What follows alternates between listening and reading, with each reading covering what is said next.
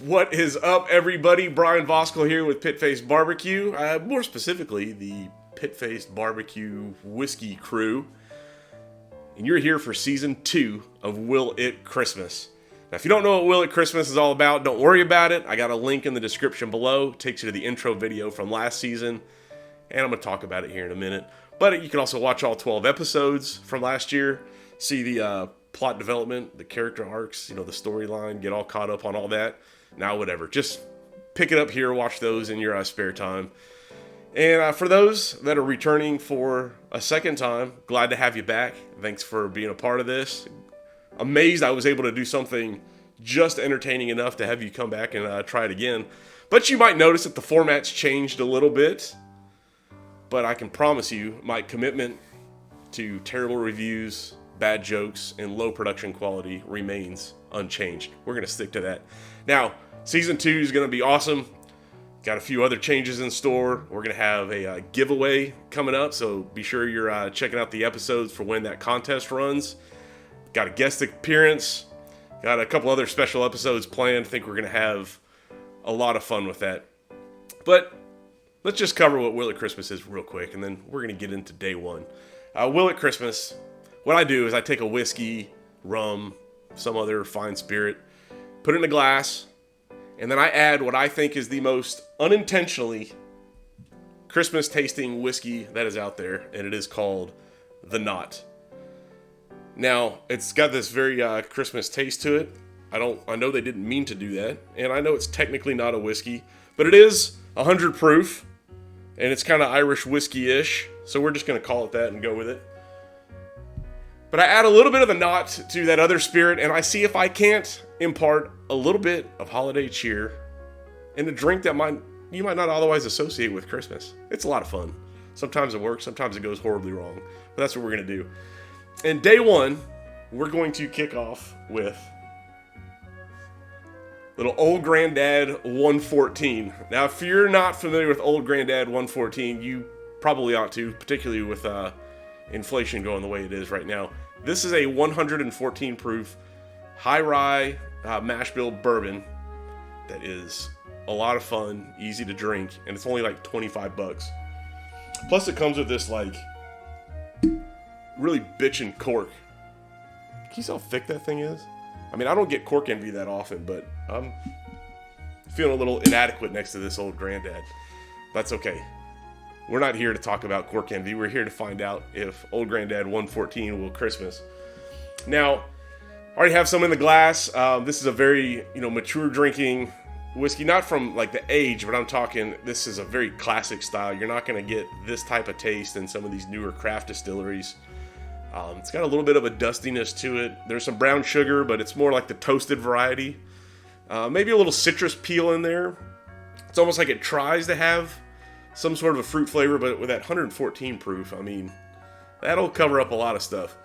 But you definitely feel big, robust, manly man drinking this Old Granddad 114. And while I could sit there and sip that all episode long, we don't want that. We want to answer the question, Will It Christmas? It is episode 1. We have a fresh bottle of The Knot, so you get to be here for the crack. That's twist top. I mean, like all of the finest spirits are.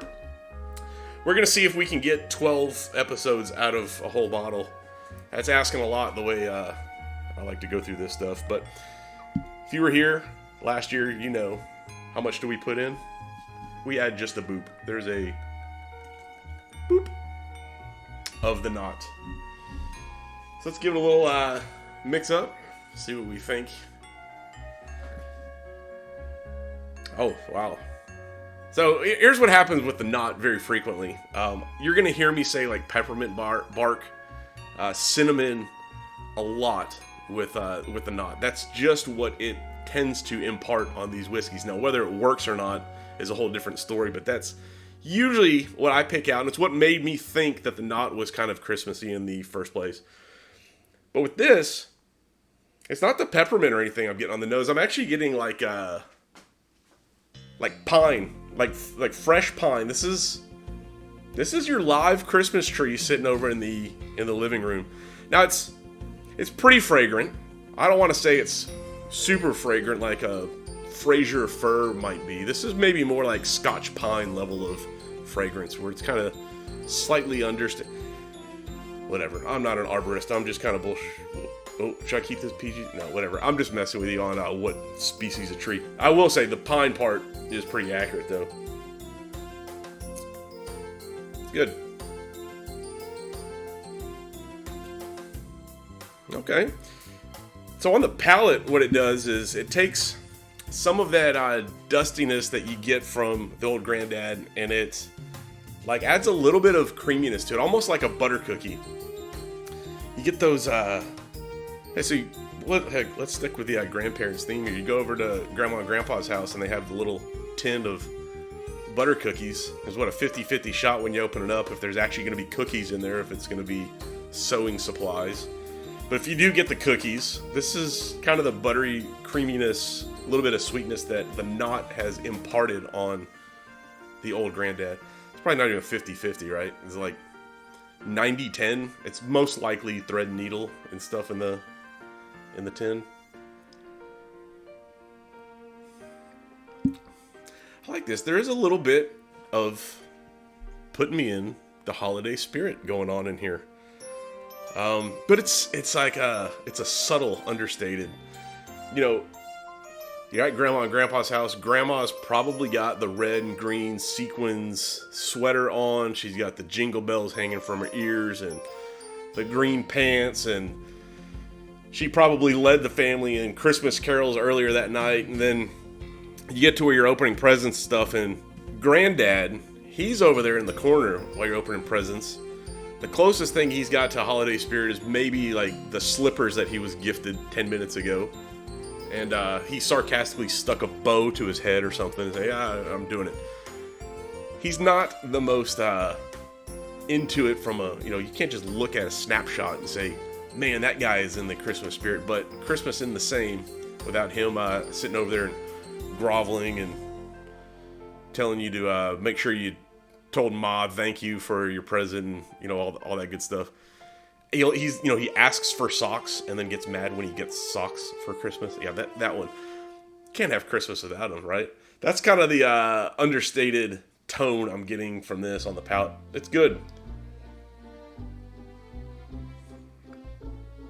So this was a good start to Will It Christmas, I think. I can't remember what the rating scale was last season, and if you're trying to do some scientific research off this, then whatever. Drink more and care less. This is supposed to be fun. But we'll try. Let's give this, because I'm getting a lot of it on the nose, we're going to give 3 Christmas trees, 2 elves, and 1 grandpa sitting over in the corner telling you to pick up your wrapping paper before opening the next gift. And I will say, in a nice, subtle, understated way, old Granddad 114, it will Christmas. Hope y'all enjoyed this one. We have 11 more coming. The next one comes out tomorrow. Like I said, lots of surprises, special guests. We even have a giveaway coming up. Be part of it. We're having fun together. Merry Christmas all. See you on the next one. Yeah. I'll pick up my wrapping paper. Gee.